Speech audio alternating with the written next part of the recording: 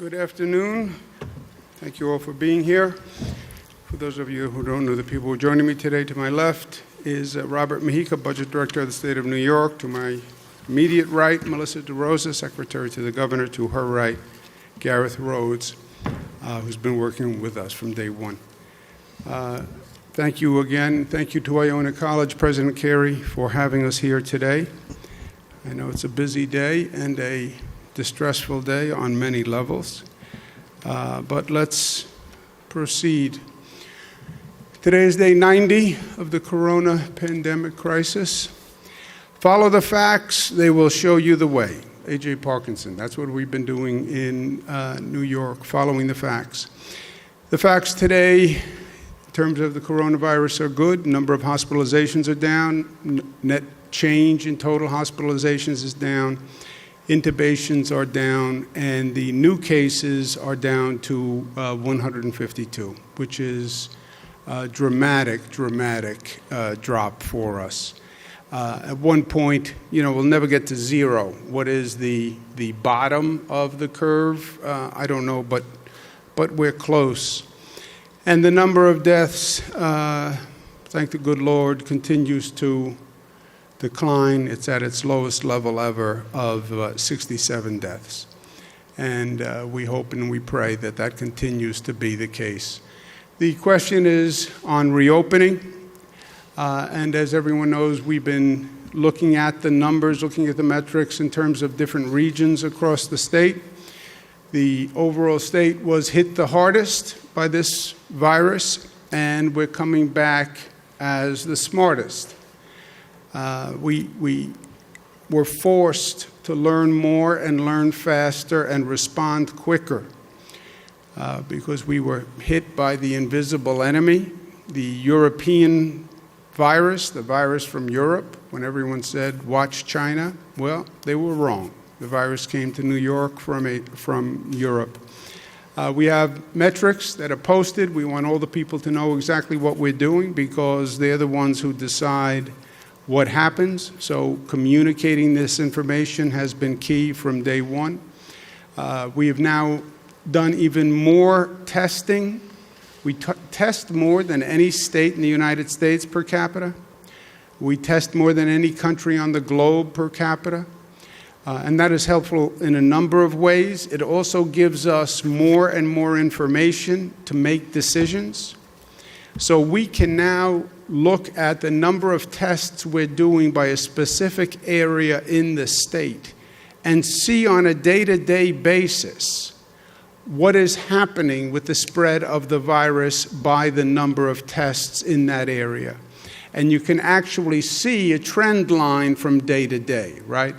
This is all about opening smart, which means what? Which means you're tracking the virus. And we can now track it on a day-to-day basis to help us, inform us about our decisions and how we should react. And we have a new dashboard that actually tracks that information. And you can see remarkably clearly what is happening in terms of the spread of the virus, the severity of the new infections in the region. So everyone will know exactly what's happening and why we're doing it and what we're planning to do. The reason we are so rigorous about this is because many states and countries have reopened and they made mistakes. Yes, everybody wants to open tomorrow. I wanted to open before we ever closed. But you have to be smart, and we've seen what has happened painfully when cities and states and countries reopened too quickly. They wound up closing again, which is the worst situation. So be smart. We have the data. We have more data than almost any other place on the globe because of our testing. And we have had it reviewed at every level. All the local officials sign off, the regional officials sign off, the best state experts. And then we go to global experts who have done this in countries around the world, who frankly have more experience than we do because they've been through this, the crisis and the closing and the opening and the closing again.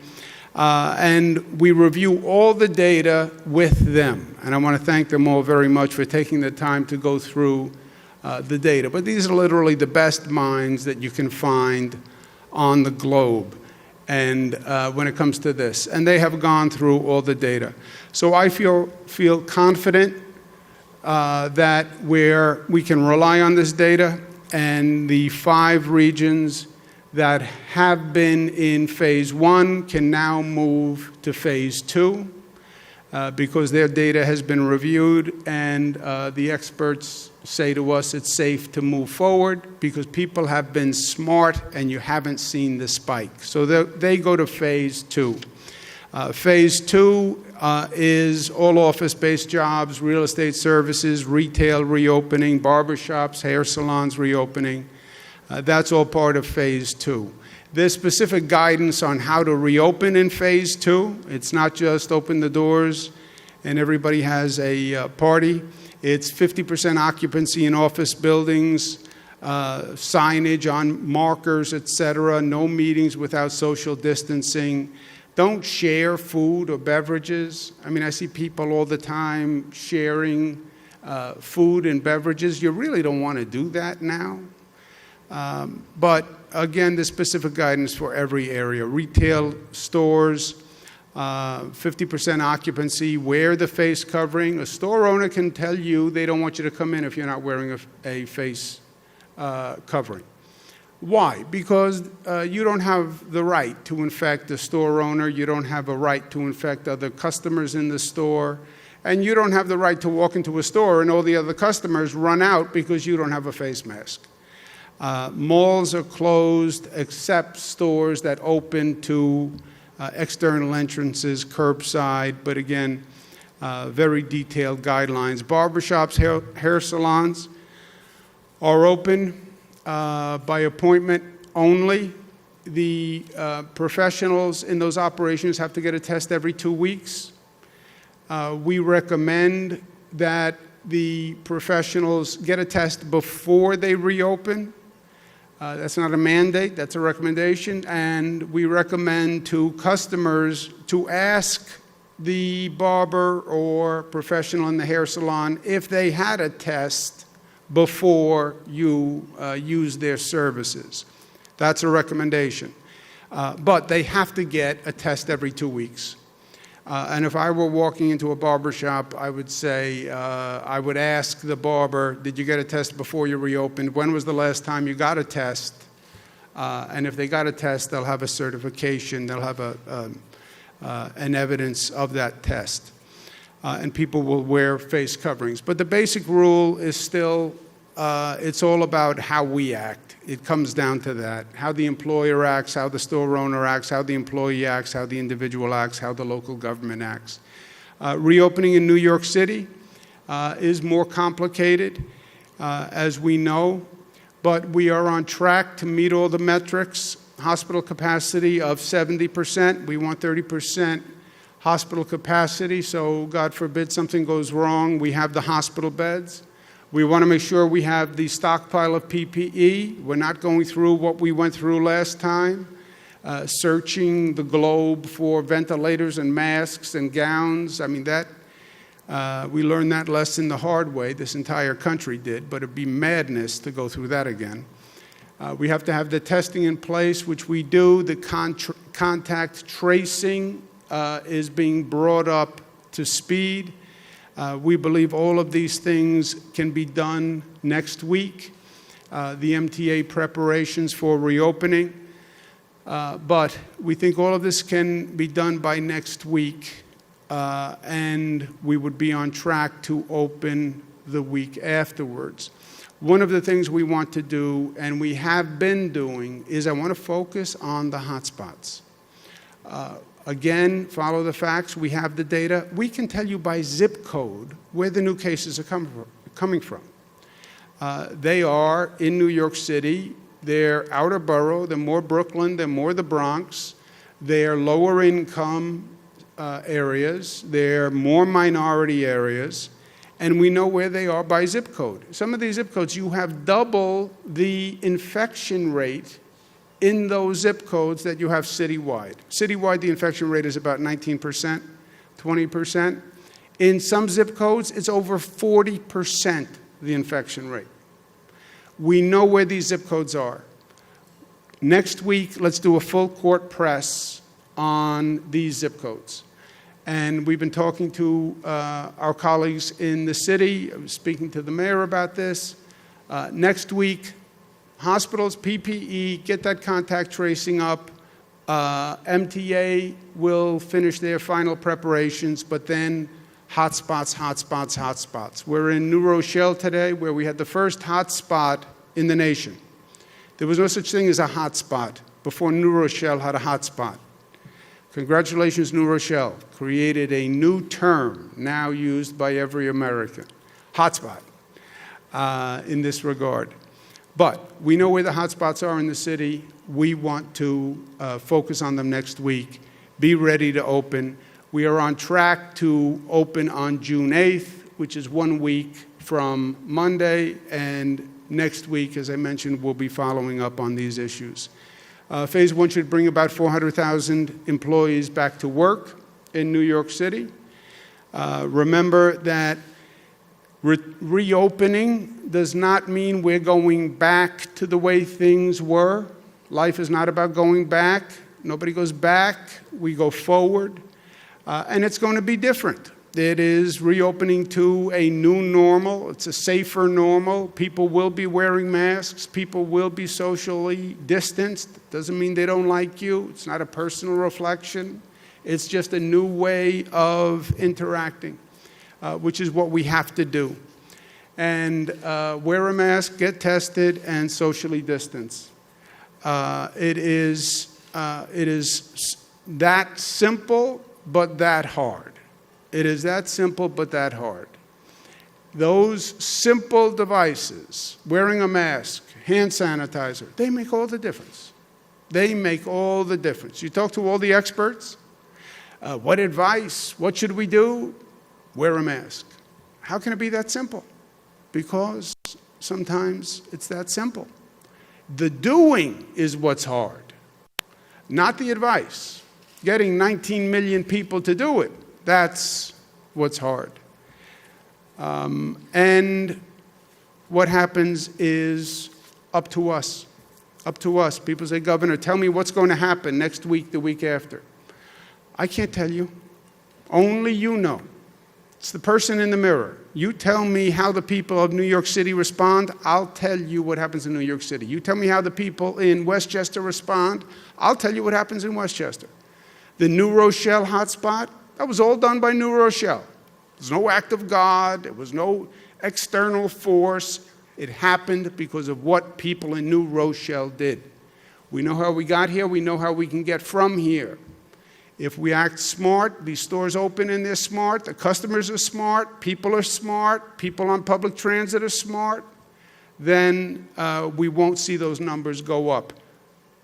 As we haven't in the upstate regions that have reopened, and Long Island that has reopened. The numbers have not gone up. Why? Because people have been smart, and we have to continue to be smart. And we're going to be doing this in New York City with our partners. And I want to thank the mayor very much and his team very much. Everybody in government has been working overtime. And none of us have been here before, but we are figuring it out. And I'm proud of the way New York is figuring it out. We wish we were never here. But once we were here, we have made the best of it, and we should be proud. And the mayor is looking fit and healthy and rested. I don't know why, but he's looking extraordinarily good. And it's good to be with him in this new way of everyone is virtual, everyone is Zoom. But it's not the virtual mayor, it is the real mayor of the city of New York, Mayor Bill DeBlasio. Good to be with you, Mayor. Thank you so much, Governor. Governor, I'm worried that the coronavirus is affecting your eyesight because I feel, I think the last 90 days for all of us, a lot of long days. I know you and your team worked extraordinarily hard, and I think we all look a little less than ideal lately. Thank you. I want to say, first of all, thank you, Governor. Thank you to your whole team for the extraordinary work that's happened over these last months. And as you said, Our teams talk all day long with a lot of common purpose, and we've done really important work with the same strategic view, the same approach. I want to thank you for that. We are excited to get to the point of a restart for New York City. And when I talked to the people of this city this morning, I told them that the indicators were moving absolutely in the right direction, but that the key to getting to a point, a definition for that phase one, came from the collaboration between you and me and the state and the city to all get on the same page and make sure that we were confident that it was the right time to do it. You and I have talked, and I think we are absolutely on the same page. The fact is, Governor, you've talked about the condition of the state and how incredibly different it is than even a month or two ago. I just want you to hear this good news about the city. Our own health department indicators, we have set a threshold that we want to be under 200 new hospital admissions each day to know we're in a safe zone. Today, Governor, only 61 new patients for COVID-19 or similar diseases. That's breathtaking how far we've come on that. We also have said we want to be below 15% of all new tests, testing a positive result for the people taking those tests. And Governor, as you know, with your help, we've all been doing more and more testing every day, literally exponential growth. Today's number will bring a smile to your face. Only 5% of those tested positive in New York City. So these are great indicators. The third one, we still have a little work to do, but I'm very confident, I know you are too, and that's the number of people in our public hospital ICUs. This morning, Governor, we announced that threshold, that 375 threshold. We were damn close at 391 patients. But as you and I have discussed, we've got about 40 patients that actually can be cared for outside of ICUs in a different setting that gives them the long-term care they need. We're going to work with your team and the state to figure out the right way to do that. Those folks will appropriately come off the number. That's going to put us under that threshold.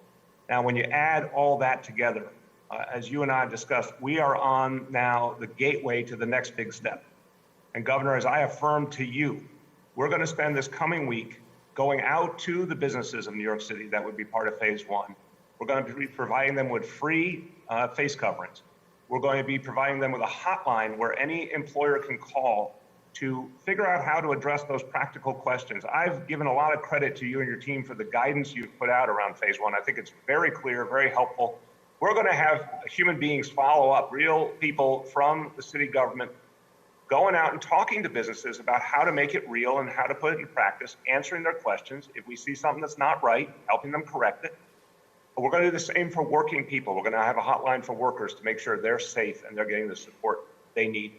So as you and I discussed, this next week, we will be able to implement all of that. A lot of hands-on direct work with small businesses and working people and labor unions to make sure everyone's ready.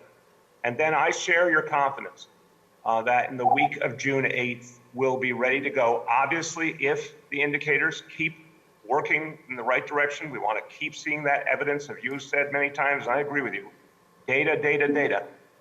But everything you and I have seen in recent days points to that week of June 8th as being that moment of restart. And we're going to work with you every step of the way to get there. And we're feeling very good about it. And I look forward to celebrating with you as New York City begins to reopen. Hear, hear. Thank you very much, Mayor. Thank you. Good to be with you. Okay, and for New York City, look, we have experience, right? We've done phase one in 5 other regions. We've done phase one in Long Island. So we've done this. The phasing works. The phasing has worked. The other regions that all went into phase one, it's going very well. We're not seeing a spike. That's why today some regions are moving on to phase two. So the system works, and it will work in New York City. Well, next week, as I mentioned, we have to continue to watch the metrics. I do want to focus on those hotspot zip codes, the MTA preparation, the hospital numbers. There are about 100 hospitals in New York City. 11 are the hospitals the mayor was referring to, the New York City hospitals. But then there are about 90 other hospitals. They have to have the beds available. They have to have PPE available, and we'll be working with them. But we'll get there for June 8th. And June 8th, we have to be smart. Again, this is not Happy Days here again. It's over. We have to be smart. And we're going to remind New Yorkers of that. I want to make one point about the larger context of what's going on in Minneapolis today, which I'm sure is very distressing to all of us. And I want to begin by offering our personal thoughts and prayers to the family of George Floyd on behalf of all New Yorkers who have seen that incredible video. We can imagine your pain, and you are in our thoughts and prayers. I would also suggest that when we think about this situation and we start to analyze the situation and the reaction, let's not make the same mistake that we continually make, which is we tend to see incidents. This is an incident, an isolated incident, and people focus on an isolated incident. It's not an isolated incident.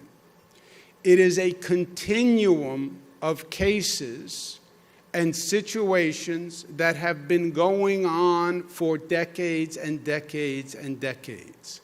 These are just chapters in a book, and the title of the book is Continuing Injustice and Inequality in America. And these are just chapters. The chapters started modern day Rodney King in Los Angeles, 1991. Abner Louima in New York, 1997. Amadou Diallo in New York, 1999. Sean Bell in New York, 2006. Oscar Grant, Oakland, California, 2009. Eric Garner, New York City, 2014. Michael Brown, Missouri, 2014. Laquan McDonald, Chicago, 2014. Freddie Gray, Baltimore, 2015. Antoine Rose, Pittsburgh, 2018. Ahmaud Arbery in Georgia, 2020. Breonna Taylor in Kentucky, 2020. George Floyd in Minneapolis, 2020. That's why the outrage. That's why the frustration and the anger. It is not about one situation. It's about the same situation happening again and again and again and again, and seeing the same thing and not learning the lesson.